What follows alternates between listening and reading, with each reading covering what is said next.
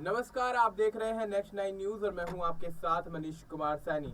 दिल्ली में भारतीय जनता पार्टी ने अपनी पहली लिस्ट जारी कर दी है। जी हां, जहां कांग्रेस ने अपनी 2 लिस्ट के माध्यम से लगभग 40 से 45 सीटों पर प्रत्याशियों का ऐलान कर दिया। उससे पहले आम आदमी पार्टी ने अपनी तमाम सूचियां जारी करके अपनी तमाम सीटों पर प्रत्याशियों का ऐलान कर दिया है। और ऐसे में भारतीय जनता पार्टी को लेकर तमाम सवाल यहां पर उठते हुए नजर आए कि क्या भारतीय जनता पार्टी आम आदमी पार्टी की तमाम योजनाओं से घबरा कर कहीं ना कहीं प्रत्याशियों का ऐलान करने से बचती हुई नजर आ रही है। क्या भारतीय जनता पार्टी चुनाव लड़ने के मूड में ही नहीं है? क्या भारतीय जनता पार्टी अभी से ही अपनी हार मान चुकी है? तमाम ऐसे सवाल अक्सर उठते हुए नजर आए और ऐसे में भारतीय जनता पार्टी लगातार घिरती हुई नजर आ रही थी। और हाल ही में जिस तरह से भारतीय जनता पार्टी ने अपनी पहली सूची जारी की, जिसमें लगभग 28 से 29 नामों का ऐलान कर दिया गया है, तो अब ऐसे में दिल्ली के अंदर भारतीय जनता पार्टी की ये पहल कहीं ना कहीं ये दर्शाती है कि भारतीय जनता पार्टी अपने पत्ते देरी से ही सही लेकिन मजबूत इरादों और हौसला बुलंद करके खोलती हुई नजर आ रही है। और ऐसे में देखा जा रहा है अब मुकाबला जो है दिल्ली विधानसभा चुनाव के लिए त्रिकोणीय होता हुआ नजर आ रहा है, क्योंकि जहां पिछले 2 विधानसभा चुनाव में केवल भारतीय जनता पार्टी और आम आदमी पार्टी के बीच कड़ी टक्कर देखी गई, 2 विधानसभा चुनाव में जिस तरह से कांग्रेस का सुपड़ा साफ होता हुआ नजर आया, अब ऐसे में लोकसभा चुनाव इस साल होने के बाद आम आदमी पार्टी और कांग्रेस ने दिल्ली के अंदर जिस तरह गठबंधन के तहत चुनाव लड़ा, जहां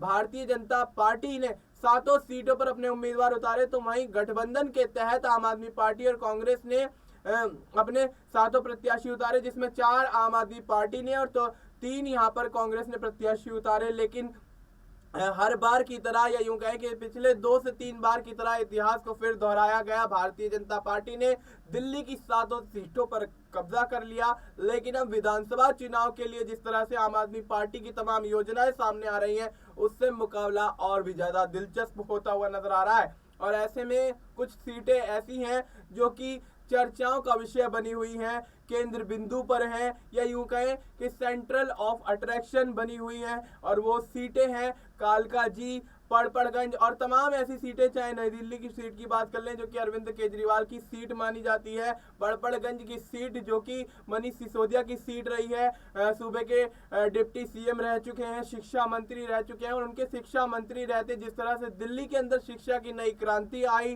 तमाम स्कूलों के मॉडल बदले गए, तमाम यहाँ पर जो बदलाव किए गए, उसके तहत मनीष सिसोदिया को पड़पड़गंज की जनता हमेशा से पसंद करती हुई नजर आई है। लेकिन अब इस बार उनका जो टिकट है वो दिया तो गया है, लेकिन अब की बार उनकी जो सीट है वो बदल दी गई है और उनको जंगपुरा की सीट सौंप दी गई है। जंगपुरा में जिस तरह से मनीष सिसोदिया ने यहाँ पर ताल ठोकनी शुरू कर दी है, और ऐसे में अब सवाल ये उठ रहे हैं कि क्या मनीष सिसोदिया पड़पड़गंज की जनता की तरह जंगपुरा की जनता का भी दिल जीतने में कामयाब होते हैं। क्योंकि अब देखा जा रहा है कि जिस तरह से जंगपुरा विधानसभा सीट पर भारतीय जनता पार्टी ने भी अपने प्रत्याशी का ऐलान कर दिया है, और ऐसे में भारतीय जनता पार्टी के प्रत्याशियों के ऐलान के तहत कहीं ना कहीं अब मुकाबला बहुत ज्यादा दिलचस्प होता हुआ नजर आ रहा है। आपको बता दें कि भारतीय जनता पार्टी ने जंगपुरा विधानसभा सीट से सरदार तरविंदर सिंह मारवा पर अपना दांव लगाया है। अब ऐसे में ये मुकाबला कितना दिलचस्प होगा, इस पर विस्तार से चर्चा करने के लिए हमारे साथ हमारे सहयोगी वफा अब्बास मौजूद है। वफा, बहुत बहुत स्वागत है आपका। वफा, किस तरह से देखते हैं दिल्ली में विधानसभा चुनाव की जद्दोजहद शुरू हो चुकी है, अब ऐसे में जिस तरह से त्रिकोणीय मुकाबले के तहत तीनों ही पार्टियां आपस में टकराती हुई नजर आ रही हैं, तो क्या लगता है क्या आम आदमी पार्टी एक बार फिर से दिल्ली की सत्ता पर काबिज होती हुई नजर आएगी? वहीं अगर जंगपुरा विधानसभा सीट की बात करें तो तरविंदर सिंह मारवा क्या मनीष सिसोदिया के लिए एक बड़ी चुनौती बनते हुए नजर आएंगे, क्योंकि उनकी सीट बदली गई है? तो क्या सीट बदलना या आम आदमी पार्टी के लिए और मनीष सिसोदिया के लिए फायदे का सौदा साबित होता है? देखिए, आम आदमी पार्टी के जो कद्दावर नेता हैं उन सभी सीटों पर कांग्रेस ने और बीजेपी ने भी मजबूत कैंडिडेट उतारे हैं। तो ऐसे में ये देखा जा रहा है कि उन सीटों पर जो मुकाबला है वो आमने सामने करना होकर त्रिकोणीय हो सकता है। चाहे उसमें कालकाजी विधानसभा सीट का नाम हो, चाहे नई दिल्ली की सीट की बात हो, चाहे वो मनीष सिसोदिया की जंगपुरा सीट की बात हो। देखिए सीट बदलने से तो हालांकि कुछ नहीं है, सीट उनके अच्छे के लिए बदली गई थी, लेकिन जैसे जैसे सभी पार्टियों ने अपने अपने प्रत्याशियों को उतारा है तो उसके बाद में ये देखा जा रहा है कि मामला त्रिकोणीय हो गया। हालांकि कालकाजी की बात करें तो वहां से कालकाजी से आशीष सिंह 2 बार की विधायक हैं। नई दिल्ली सीट जो है अरविंद केजरीवाल की सीट मानी जाती है, वहां से वो विधायक हैं और मुख्यमंत्री भी बने। और जो जंगपुरा की सीट है, ये सीट भी पिछले दोनों ही चुनावों में जो है आम आदमी पार्टी ने इस सीट पर जीत दर्ज की है।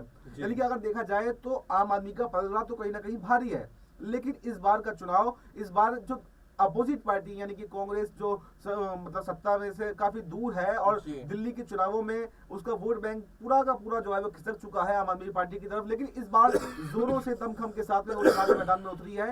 तो जब जो मुकाबला है इस बार वो त्रिकोणीय हो गया है। चाहे तरजिंदर सिंह मरवा की बात करें, चाहे हम परवेश वर्मा की नई दिल्ली से बात करें, चाहे हम कालकाजी सीट से रमेश बिधूड़ी की बात करें, यानी कि बीजेपी और कांग्रेस ने दोनों ही पार्टियों ने आम आदमी पार्टी के सामने वो कैंडिडेट उतारे हैं जो एक अच्छी फाइट जो है आम आदमी पार्टी को दे सकते हैं। और इन तीनों सीटों पर आप अगर देखें तो दिल्ली की 3 हॉट सीटें भी हैं, क्योंकि पूर्व डिप्टी सीएम मनीष सिसोदिया जंगपुरा से हैं और पूर्व जो सीएम है अरविंद केजरीवाल नई दिल्ली से हैं और मौजूदा सीएम कालकाजी से हैं। यानी कि तीनों सीटों पर दिल्ली के चुनाव में सबसे ज्यादा जो नजर है वो इन 3 सीटों पर है। तो इस सीट पर देखना मुकाबला तो काफी दिलचस्प हो गया है और मुकाबला त्रिकोणीय भी हो गया है। इसलिए ये कयासों की मंडी है, कयासों के बाजार गर्म है कि कौन जीतने वाला है। कोई आम आदमी पार्टी को जिता रहा है तो कोई बीजेपी के कयास लगा रहा है तो कोई कांग्रेस को भी बता रहा है। लेकिन अब ये देखना जैसे जैसे चुनाव नजदीक आएगा तो देखना काफी दिलचस्प होगा। हालांकि तरजिंदर सिंह मरवा भी जो है बीजेपी के एक बड़े नेता हैं जो जंगपुरा से मनीष सिसोदिया के सामने उतारा गया है उनको।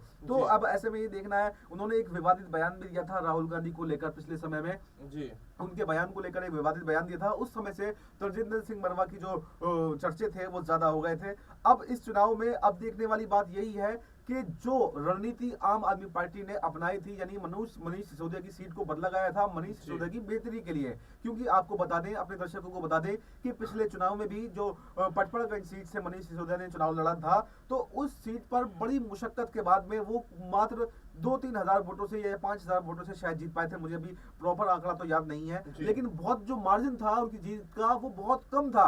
यानी कि आखिरी वो लगातार पीछे चल रहे थे, लेकिन आखिरी राउंड में आकर मनीष सिसोदिया ने बाजी मारी थी और उप मुख्यमंत्री के पद पर जाकर के बैठे थे। लेकिन उनको यही डर था कि पिछली बार तो उन पर कोई आरोप नहीं लगे थे, पिछली बार तो वो जेल में भी नहीं गए थे, तो उनका मार्जिन इतना कम था कि जो मामूली मार्जिन था। लेकिन इस बार उन पर तमाम आरोप लगाए गए शराब घोटाले में, वो जेल में रह करके आए, तो इस बार उनकी छवि को कहीं ना कहीं और ज्यादा नुकसान पहुंचा है। तो ऐसे में पटपड़गंज से उन्हें जो था हारने का खतरा था, इसलिए उनकी सीट को जंगपुरा से बदल दिया गया और जंगपुरा एक आम आदमी पार्टी की जो है सिक्योर सीट मानी जाती है। तो लेकिन अब देखना ये काफी दिलचस्प होगा कि मनीष सिसोदिया जो आम आदमी पार्टी की सीट मानी जाती है उस सीट को बचाने में कामयाब रहते हैं या फिर नहीं रहते हैं। और अगर नई दिल्ली की बात करें या कालकाजी की बात करें तो नई दिल्ली और कालकाजी में भी मुकाबला काफी दिलचस्प है और त्रिकोणीय है। और त्रिकोणीय वो हुआ है कांग्रेस की वजह से, क्योंकि कांग्रेस ने चाहे नई दिल्ली की सीट हो चाहे कालकाजी की सीट हो, दोनों ही सीटों पर अपने कद्दावर नेता को उतारा। इसमें पूर्व मुख्यमंत्री,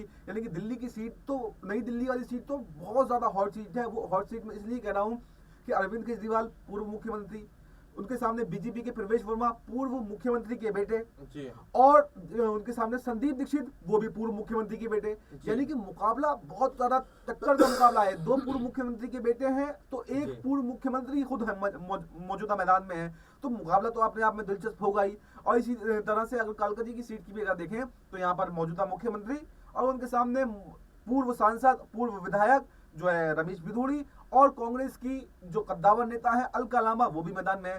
तो पूरा सिनेरियो को अगर देखें तो मामला काफी दिलचस्प होता हुआ दिखाई दे रहा है दिल्ली के अंदर। जी बिल्कुल, तो मामला दिलचस्प होता हुआ दिखाई दे रहा है। लेकिन यहाँ पर अगर तरविंदर सिंह मारवा की बात करें, जिस तरह से वफा अब्बास ने बताया कि राहुल गांधी पर विवादित बयान देकर उन्होंने भारतीय जनता पार्टी की मुश्किलों को किस तरह से बढ़ाया हमने भी देखा, तो ऐसे में वो मामला इतना ज्यादा तूल पकड़ता हुआ नजर आया कि तमाम जो इलाके हैं या यूं कहें कि तमाम जो राज्य हैं वहां पर भारतीय जनता पार्टी की आलोचना होती रही और आलोचनाओं का सामना लगातार भारतीय जनता पार्टी करती हुई नजर आई है। लेकिन क्या तरविंदर सिंह मारवा एक सही निर्णय रहे हैं भारतीय जनता पार्टी के लिए, आम आदमी पार्टी और कांग्रेस के खिलाफ? क्योंकि देखा जा रहा है कि आम आदमी पार्टी की तरफ से पूर्व डिप्टी सीएम मनीष सिसोदिया मैदान में है, तो वहीं फरहाद सूरी पर यहाँ पर कांग्रेस ने दांव लगाया है। और यहाँ पर ये जो तरविंदर सिंह मारवा है, इनका एक बयान भी यहाँ पर निकलकर सामने आया था। वो ये कहते हुए नजर आए थे कि मनीष सिसोदिया बाहरी व्यक्ति हैं, उनकी जमानत जब्त हो जाएगी, उनको नामांकन वापस ले लेना चाहिए। तो वफा किस तरह से देखते हैं इस चीज को कि